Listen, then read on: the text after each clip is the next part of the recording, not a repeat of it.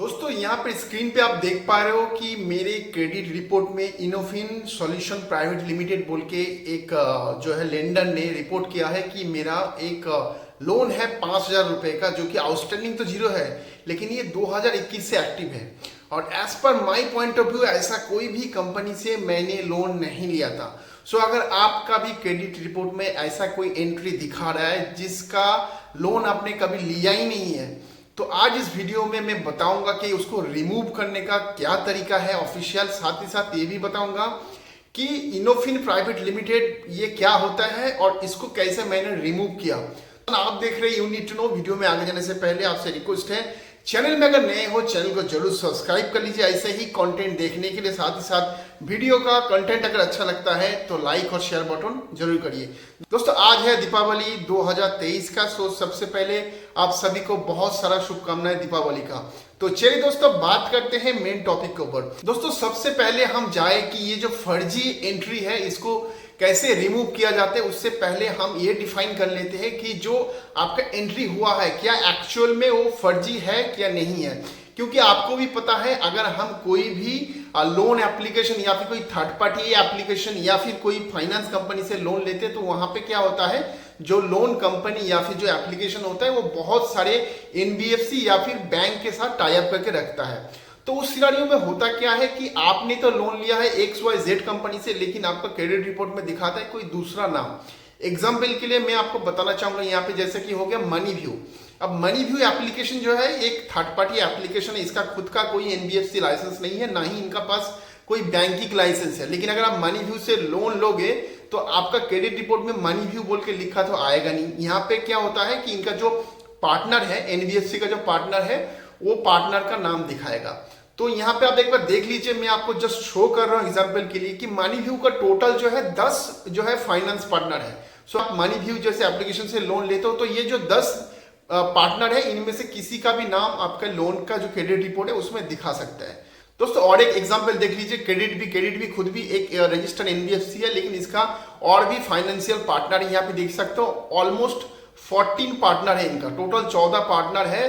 तो अगर आप क्रेडिट बी से लोन लेते हो तो हो सकता है आपको क्रेडिट बी ना दिखाई दे, क्रेडिट बी की जगह कोई दूसरा नाम, जैसे यहाँ पे आदित्य बिरला भी इनका पार्टनर है तो वो भी दिखा सकता है। सो आप एक बार डिफाइन कर लीजिए कि जो नाम दिखा रहे हैं क्या उसके साथ कोई पार्टनरशिप था या नहीं था।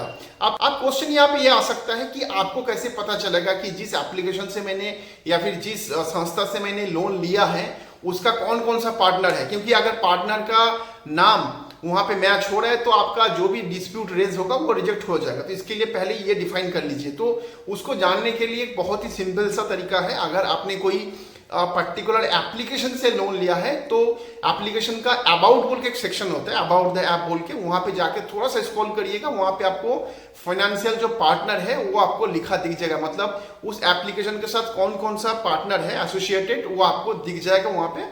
तो वो एक बार वेरीफाई कर सकते हो। और अगर कहीं दूसरे से लिए होंगे तो उनका ऑफिशियल वेबसाइट पे विजिट करिए, वहां पे आवर पार्टनर बोल के एक ऑप्शन आएगा, वहां पे जाके एक बार क्लिक करिएगा, वहां पे भी आपको जो है पूरा इंफॉर्मेशन दिख जाएगा कि इसका जो है पार्टनर मतलब फिनेंशियल पार्टनर जो है कौन कौन है। सो यहाँ से अगर आपने वेरीफाई कर लिया कि हाँ जहां से मैंने लोन लिया था वो एकदम भी इनके साथ मैच नहीं हो रहे, मतलब बाकी में ये फर्जी मतलब गलत डिस्प्यूट है या गलत एंट्री हुआ है आपका क्रेडिट रिपोर्ट में, जिसके चलते आपका क्रेडिट स्कोर डाउन हो गया, तो यहाँ पे आपको जो है डिस्प्यूट रेज करना पड़ेगा। अब डिस्प्यूट रेज करने का मैं आपको यहाँ पे 3 सिनारियो बता रहा हूं और तीनों सिनारियो में से कोई भी एक सिनारियो जो आपके साथ मैच हो रहा है आप उसको फॉलो कर सकते हो।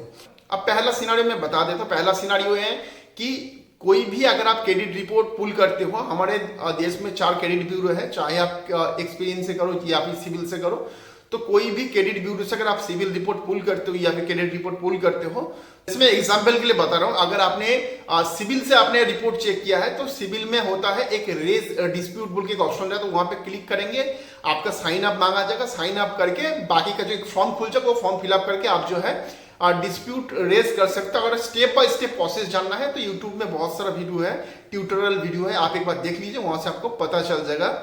लेकिन एक चीज ध्यान रखिएगा, अगर कोई भी आप डिस्प्यूट रेस करते हो तो उसमें समय लगता है मिनिमम 30 डेज। सो 30 डेज के बाद ही जो है आपका गलत डिस्प्यूट है तो वो रिमूव होगा।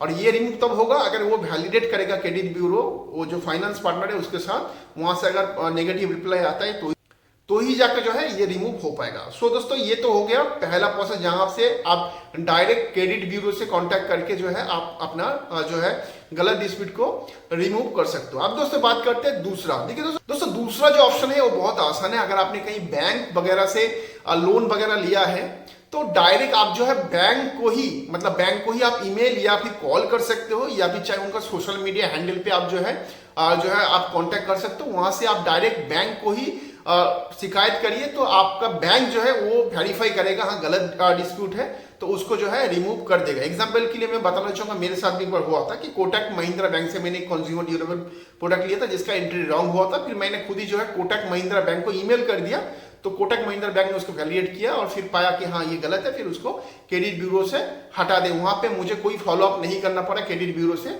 कोटक महिंद्रा बैंक ने खुद ही जो है क्रेडिट ब्यूरो को वो डेटा भेजा और फिर वहां से रिमूव करा। उसमें मुझे 3 महीने का समय लगा था। सो ये प्रोसेस भी आप फॉलो कर सकते हो कि जो भी आपका पार्टनर है या फिर जो भी मेन कंपनी है या फिर जो बैंक है उसको डायरेक्ट आप जो है भेज सकते हो, रादर देन कि आप क्रेडिट ब्यूरो को भेज रहे हो। दोस्तों आप बात करते हैं तीसरा प्रोसेस के बारे में। देखिए दोस्तों तीसरा प्रोसेस बताने से पहले मैं आपको बताना चाहूंगा जो इनोफिन सॉल्यूशन प्राइवेट लिमिटेड जो मेरे साथ हुआ था वो इसी का सिनेरियो के अंदर आता है, तो वो एक बार समझ लीजिए तो आपको तीसरा प्रोसेस भी समझ में आ जाएगा।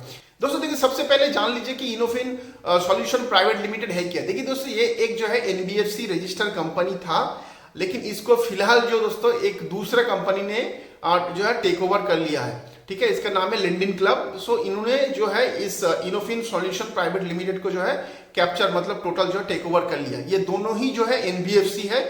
ये लोग खुद से डायरेक्ट लोन नहीं देता है, ये लोग पार्टनरशिप करते हैं दूसरे एप्लीकेशन या फिर थर्ड पार्टी सर्विस प्रोवाइडर से, वो लोग जो है लोन प्रोवाइड करते हैं। अब मेरे केस में क्या हुआ था कि ये जो मेरा दिखा रहा था एंट्री इनोफिन सॉल्यूशन प्राइवेट लिमिटेड, ये एक्चुअली मैंने एक लोन लिया था पोस्ट पे नाम से। आपको पता है पोस्ट पे एक पे लेटर सर्विस है, तो पोस्ट पे का जो ये सर्विस प्रोवाइडर था मतलब एनबीएफसी था, ये इनोफिन सॉल्यूशन प्राइवेट लिमिटेड था।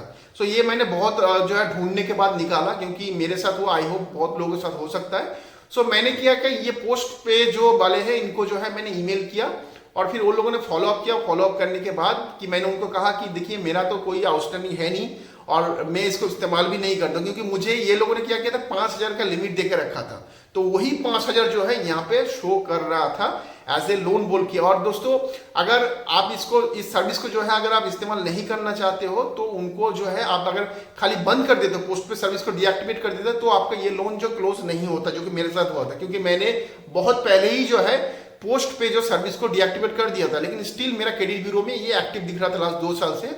तो आपको क्या करना है कि ये पोस्ट पे वाले को जो है ईमेल करना है। यहाँ पे मैं ईमेल आईडी शो कर रहा हूँ, इस ईमेल पे आप ईमेल कर सकते हो। दोस्तों यहाँ पे जो पोस्ट पे वाले हैं ये इनका जो दूसरा पार्टनर है लेंडिन क्लब, इनके साथ जो है कोऑर्डिनेट करके आपका क्रेडिट ब्यूरो से ये जो है हटा देगा। लेकिन जैसे अगर कोई थर्ड पार्टी सर्विस प्रोवाइडर आपको कोई लोन प्रोवाइड कर रहा है जिसका एंट्री गलत आपको दिख रहा है, तो उस सिनेरियो में जो एक्चुअल में एनबीएफसी है या फिर बैंक है तो उनसे आप डायरेक्टली जो है संपर्क कर सकते हो। एग्जांपल के लिए मैं बताना चाहूंगा और एक, जैसे कि हो गया फ्लिपकार्ट पे लेटर। सो फ्लिपकार्ट पे लेटर का जो सर्विस प्रोवाइडर है आईडीएफसी बैंक है, तो उस सिनेरियो में अगर आपका फ्लिपकार्ट पे लेटर का लोन का कुछ भी इशू क्रेडिट ब्यूरो में दिख रहा है, चाहे वो गलत एंट्री है या फिर उसको बंद करना है, तो यहाँ पे आप फ्लिपकार्ट से ना संपर्क करके डायरेक्ट जो है आप आईडीएफसी बैंक से भी डायरेक्ट ईमेल कर सकते हो, तो वो लोग आपको हेल्प करेगा इसको बंद करने के लिए। आई होप दोस्तों आपको ये तीनों प्रोसेस समझ आ चुका होगा। अगले वीडियो में, तब तक अपना बहुत सारा ख्याल रखिएगा। जय हिंद, वंदे मातरम।